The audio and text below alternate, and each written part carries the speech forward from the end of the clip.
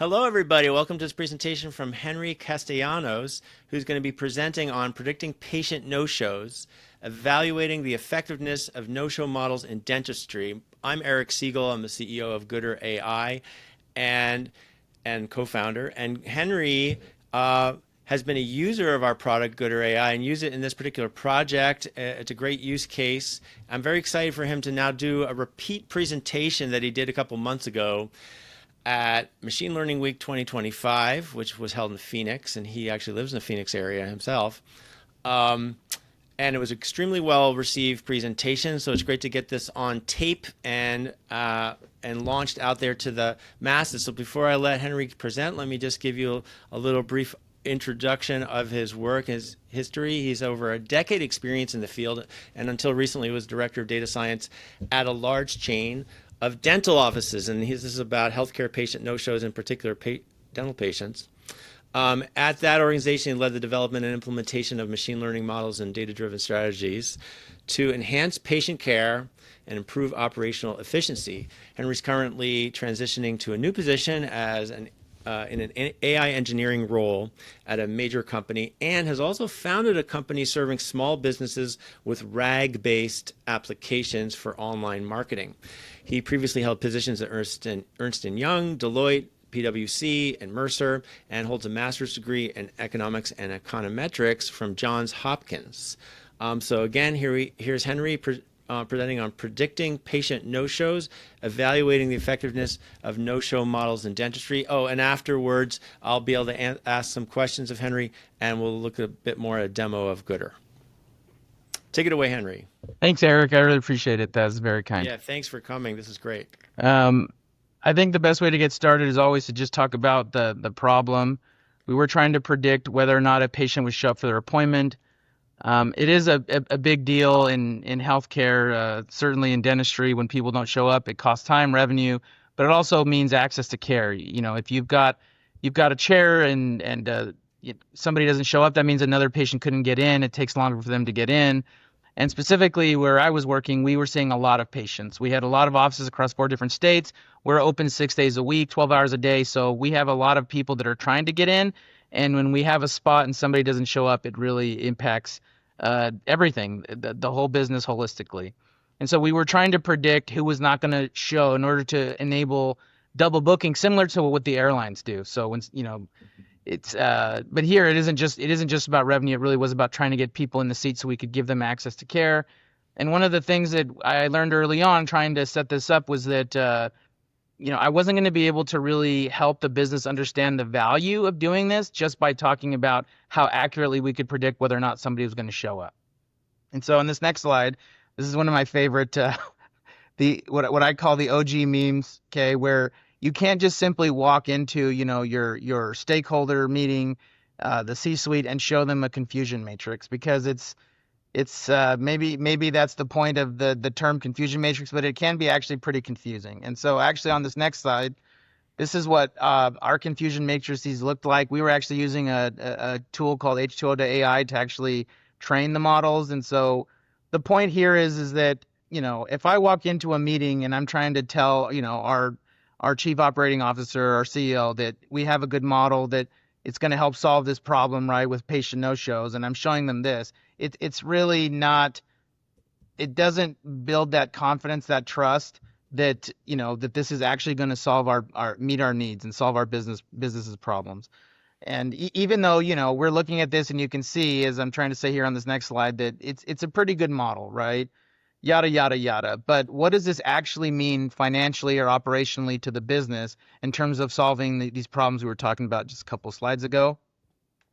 And so one other thing that I want to point out is that if you are going to try to measure impact, it's really got to be out of sample. And so what we were doing in order to test this model was we were going to predict out 2 days from an appointment. So for an example, if we would predict June 3rd on June 1st on a rolling basis, etc. And the other thing about, really evaluating or figuring out if your model has business value is, if I go back here and I'm looking at, these statistics about on the training data, we're talking about really large numbers, right? And it's really hard to put that into context. And so with the true out of sample test set, essentially, it's a lot easier to wrap your head around, what we're talking about when we mean value, right? Or accuracy. So that's all I'm trying to say here on this slide. And so in the next slide, what you're going to see is a dashboard that shows you what the value was of us testing this model on, patient appointments that are 2 days out from the day when we made the appointment. And so the thing to know here is that we're focusing on one patient segment, which was a really important patient segment that often struggle to get scheduled and get into the office. And so here the range, if you want to know the exact date range, we were looking at March 25th, 2025 to April 18th, 2025, so about a 3-week period. And what you're looking at is this number right here, 1,053. This is the total number of appointments that we were going to try to influence, right, or to impact, or to treat, if whatever terminology makes the most sense to you. So it was about 1,053 appointments over that 3-week period that we were going to try to potentially enable, targeted double booking on. Okay, and what you're looking at here is a curve that shows how much additional revenue we would get from trying to double book on this specific sample of basically 11%. So, And I just want to interject, just to be please. clear. Now, this is the first slide where we're seeing a screenshot of Gooder AI. So, that's right. Yeah, Gooder AI. Yeah. Right. And so what we're trying to show here is what is the impact of our predictions on this patient segment for the last 3 weeks, right? Where we're predicting 2 days out and then trying to actually fill that appointment with another person if we think they're not going to show up. And so what's really important here is along the x-axis, this is the percent targeted for double booking. And what I like about Gooder AI specifically is that it's, instead of thinking in terms of, at what threshold of, at what decision threshold am I going to decide whether or not you don't show up for an appointment? So, for example, if the model thinks that somebody has a high probability of no-show versus a low probability, instead of focusing on that technical metric, what I'm thinking of is what percent of the population, right? In this example, it's 3 weeks of recall patients. Do I actually want to try to influence? And then this gives you an idea of, how right or wrong you'll be on there. And so what you're looking at here is that if we had set out to try to impact about 11% of all appointments, we would have been right 593 times. So we would have been correctly double booking 593 times. We would have been wrong 460 times. That's how you get to the 1,053 appointments. Okay. Oh, and by the way, that uses a decision threshold of 0.55, right? So we're saying that these people, that for anybody that had a probability of no show of 0.55 or greater, we went ahead and tried to double book, and this would have been the result. But what's important are these assumptions down here, right? Or these metrics, I guess. So, and this came from data that we had, analytics that we had internally about this. So what you're seeing down here is that the cost of being wrong is roughly about $200, right? The cost of an unforeseen no-show, somebody that doesn't show up, we called it $400. But down here is, I think, the most important operational metric or lever. It's the percent of appointments that we think we could actually double book. So originally I told you that we're looking 2 days out, right? But just because I'm telling you that, I think this person isn't going to show in 2 days doesn't mean that I could actually get somebody that was on the schedule, right, in time. And so this is a really prime example of how Gooder AI is baking in these operational and financial realities to try to really come up with what is the value, right, of this model to the business. And so if you using these operational and financial metrics and doing some arithmetic, you can see that for this patient segment on this date range, we would have had an additional $34,300 in revenue, right? At this operational reality, right? So if we were only trying to double book on about 11% or treat or affect, right, or potentially double book 11% of all appointments in this date range, right, which would have been about 1,053, would have been this right, this wrong, and this would have been how much additional revenue we made. And so that's what you're seeing here on this next slide is, we're starting to visualize the return on investment for double booking. And we're not talking about, we didn't just directly go into, the area under the curve or anything like that. We're talking about, an earnings curve essentially, And the first thing that people should pick up on usually when they're looking at this is that this isn't even an optimal point, right? So it's somewhat arbitrary. It's just to try to help people start wrapping their head around, basically how good the model is. So instead of looking at, this, we're looking at a real out of sample test with real operational and financial realities baked in to come up with the best possible proxy you're going to have of how much money this is really going to, how valuable this is really going to be, right? And so no area under the curve, earnings along the curve. And you're talking about these operational realities, right? How many people are we actually thinking we're going to, whose appointments we're going to potentially be trying to disturb, essentially, et cetera.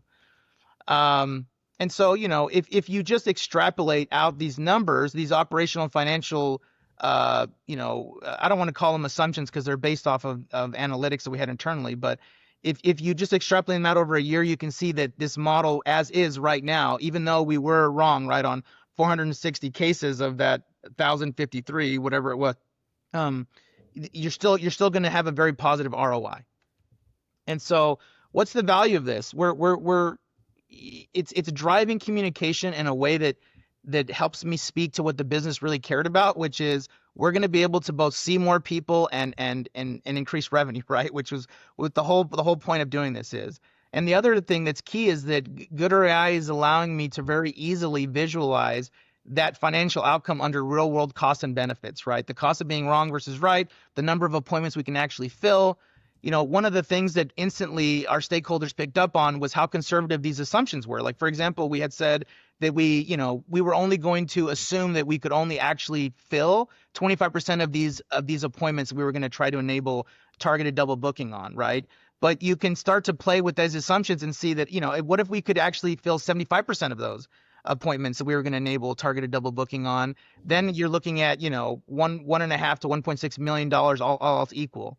And so what are we doing? We're translating predictions into decisions that now the business can focus on. Should we have more people to make sure that we can reach out to people proactively to get them on the books if we think somebody wasn't going to show up, et cetera. So just wrapping it all up, okay, so, there's lots of, now in the world we live in, there's incredible tools that can really help automate training robust, machine learning models.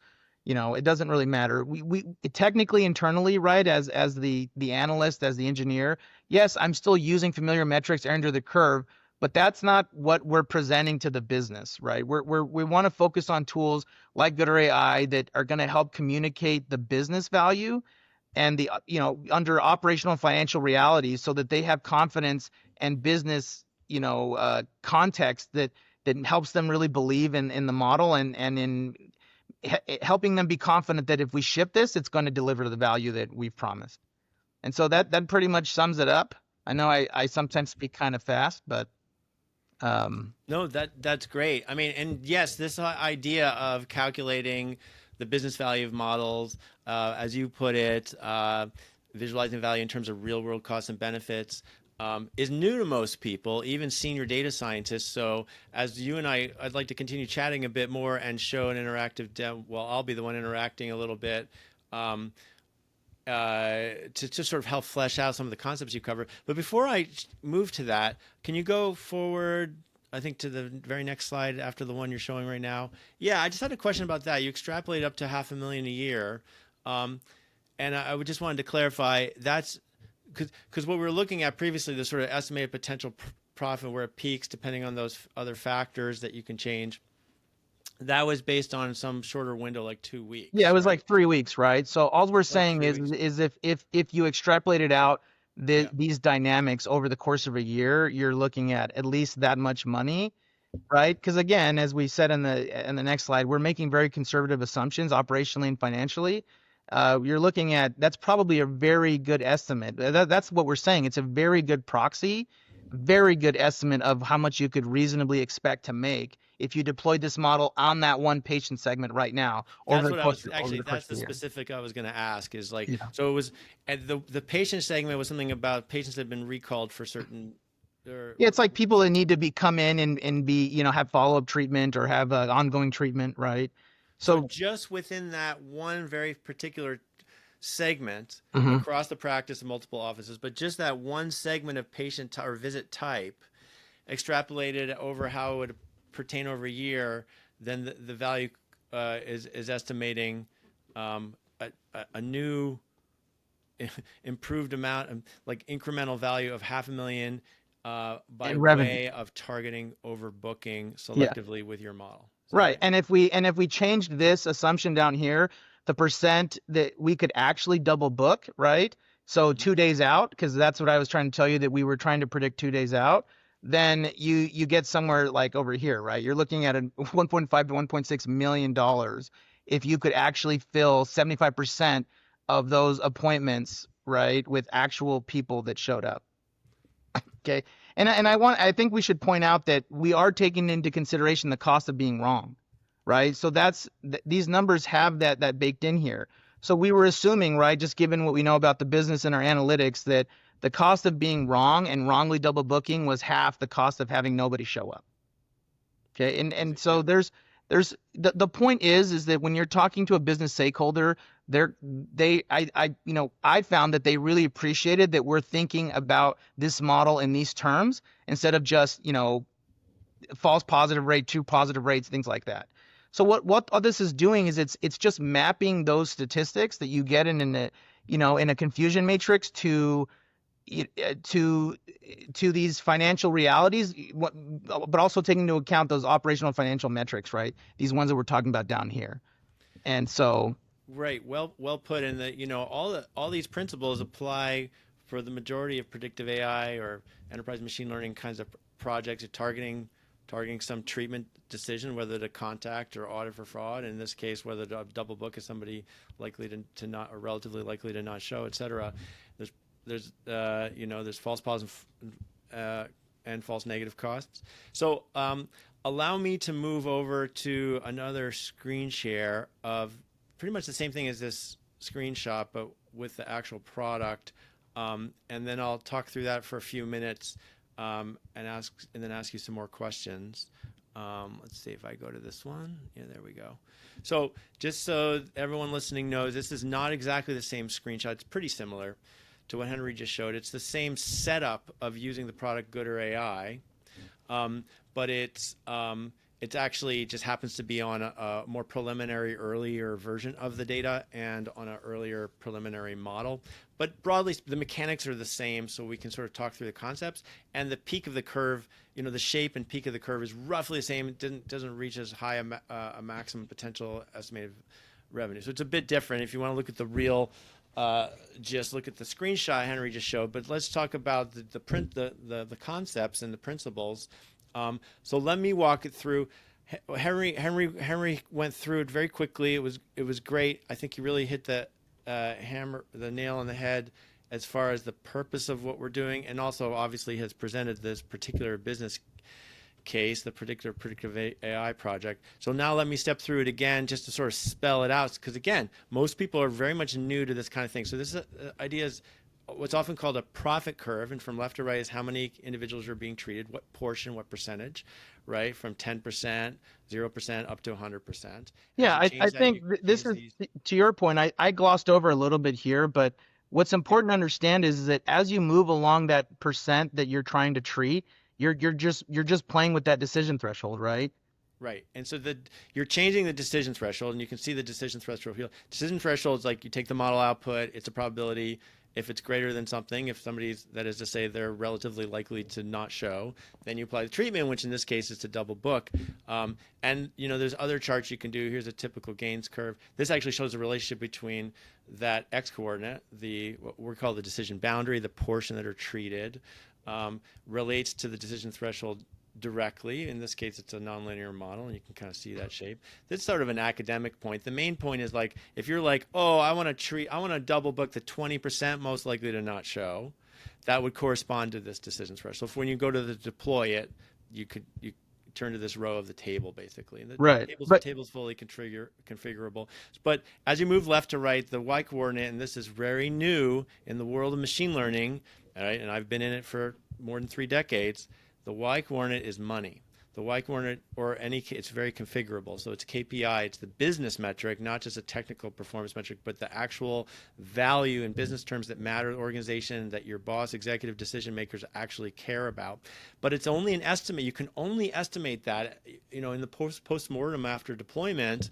Of course, you can look at it if you have a control set or what have you. You can get, well, okay, what would the real value turn out to be? But you're not going to get to the deployment if you haven't made a valid, credible, data-driven estimate of how much value you're going to get in order to drive that deployment. So that's what this is. This is to forecast the value you would get with the deployment based on where you would position that threshold and based on inevitably certain factors or assumptions that you have to make. And that's what these 3 sliders are.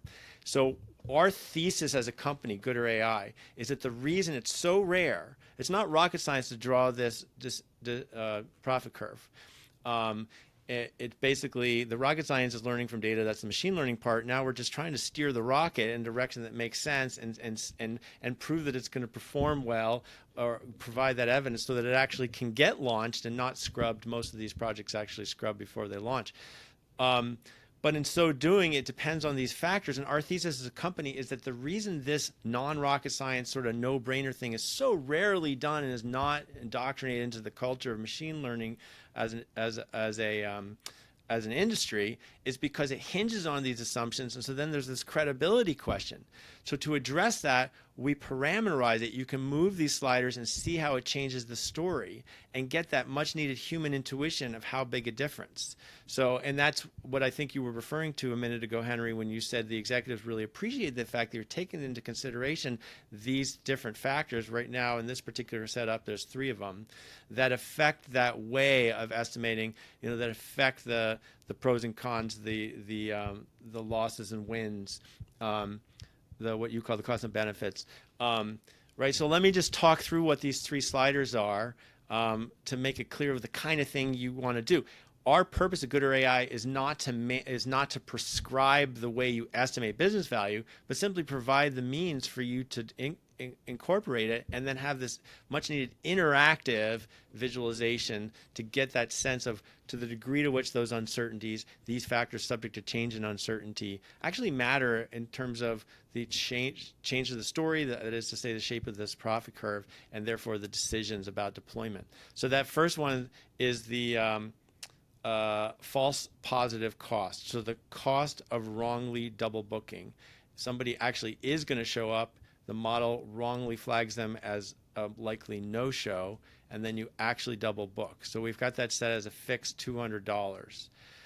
Then the cost of a false negative of not double booking when you should have, when somebody just doesn't show up. And also, just to clarify for those listening, Henry, my understanding is that in this dental practice, they actually don't charge a no-show fee. So if you make an appointment and just don't show up, there's no financial disincentive for you as a healthcare patient. Is that correct? That's right. So that's the context in this particular case. So estimating on average 400 could depend, of course, on the particular type of appointment. Henry mentioned that there's different types of appointments. You can cross-section it like this, slice and dice. So that's set at 400, right? So, and as you mentioned, your executives were saying, oh, well, it's probably about twice, or it's probably about half that, the cost of a false positive versus false negative. The cost of wrongly double booking versus an unforeseen no-show where you don't double book. But the degree to which that assumption is wrong, you can actually see. You can see, well, does it make a big difference as far as where I would position, ideally, this decision threshold or the decision boundary? Does it change the fact that we should, make a decision to launch the model and actually deploy and actually start targeted double bookings at all? And then lastly, you mentioned this briefly, and this is a little unusual. Most for predictive AI, this is one place, every predictive AI project is unique. They hold commonalities. You're ordering from left to right in the case here of this visualization. That's what model does. It orders or prioritizes triages most likely to down to least likely, whatever outcome behavior you're predicting, right, in order to target that treatment. So that's from left to right. But the treatment, whether to audit for fraud, block a transaction potentially fraud, inspect a machine that's predicted to break down, contact a customer with marketing, whatever that treatment is, whatever the decision you're making per individual with the model.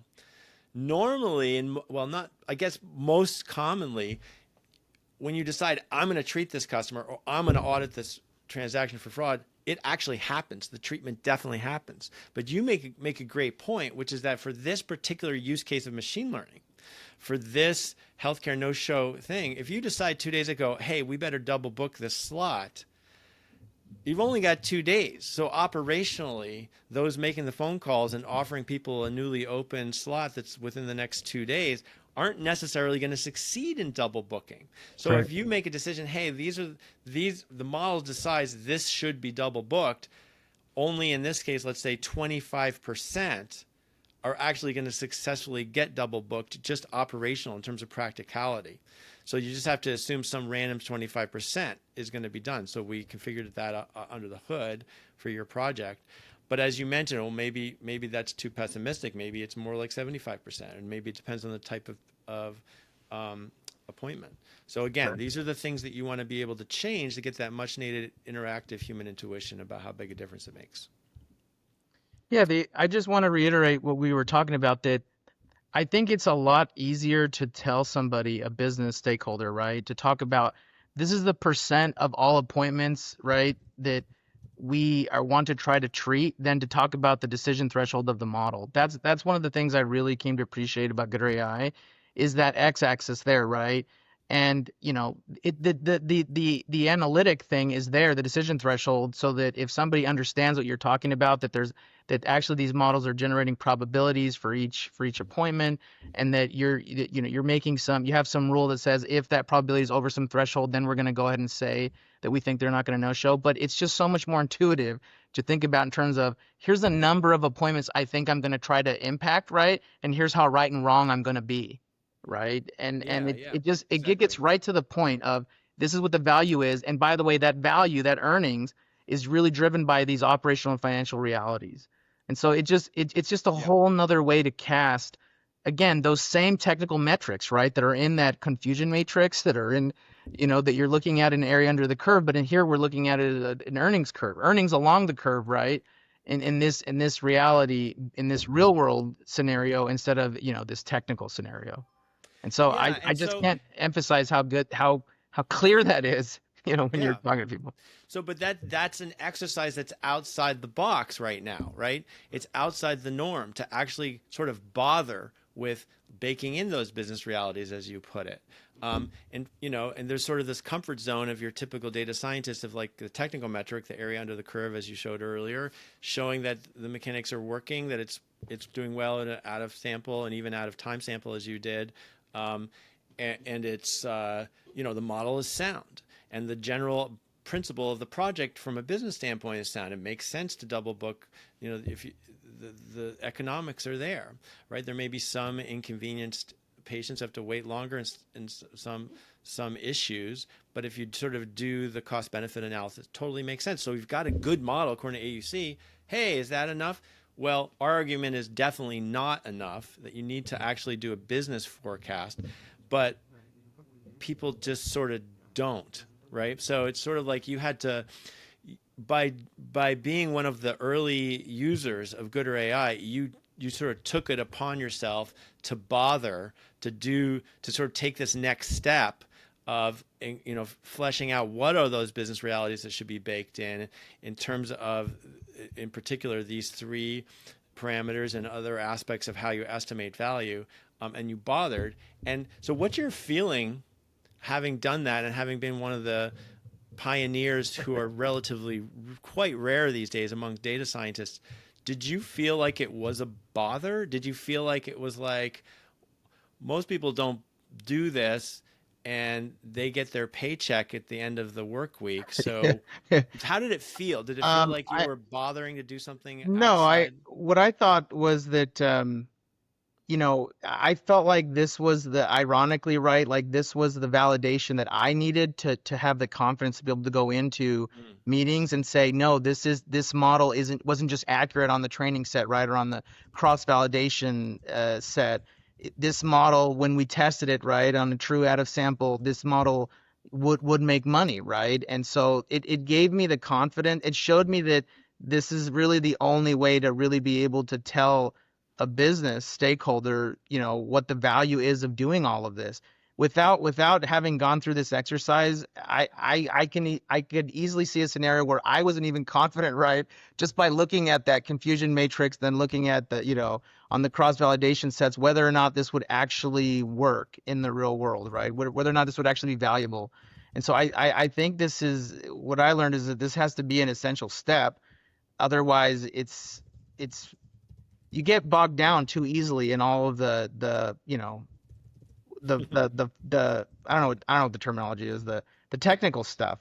Yeah, And the it technical really execution. casts a cloud over that confidence that you need when you're telling people, hey, no, this will work, this will be valuable.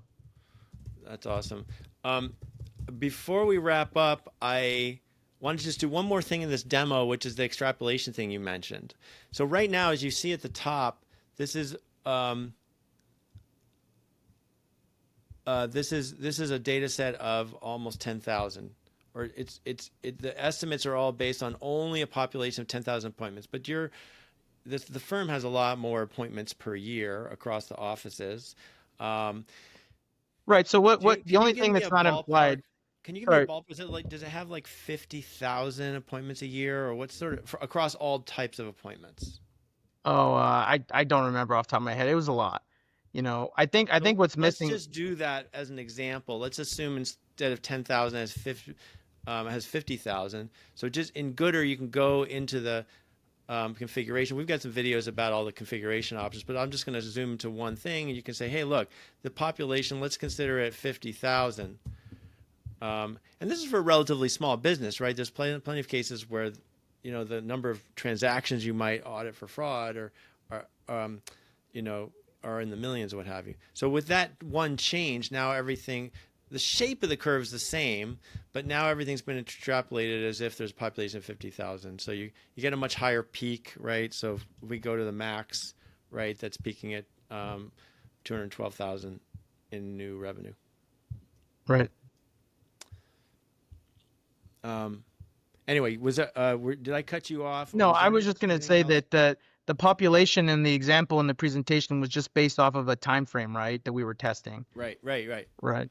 And so we were just saying that if that dynamic that you saw in that 3 week period, right, which was a future period where we were booking 2 days out, 2 days in advance of each day in that 3 week period. If you extrapolated out that result over a year, under those assumptions, you were going to start to see these numbers that were a lot more impressive, right, than $34,000 in extra revenue for 3 weeks.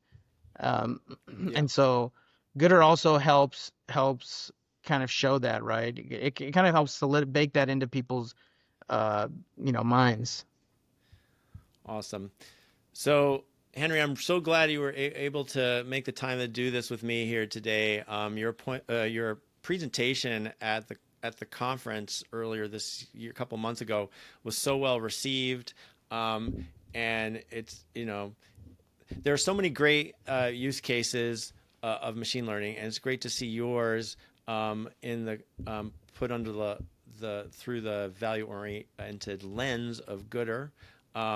Folks who want to learn more can go to gooder.ai. We've got other demos on other use cases and such. Plenty of information there about how to get started hands on. So I think this will do it for today. Thanks everybody for watching, and thank you very much, Henry. I really appreciate your time. And that's Henry Castellanos.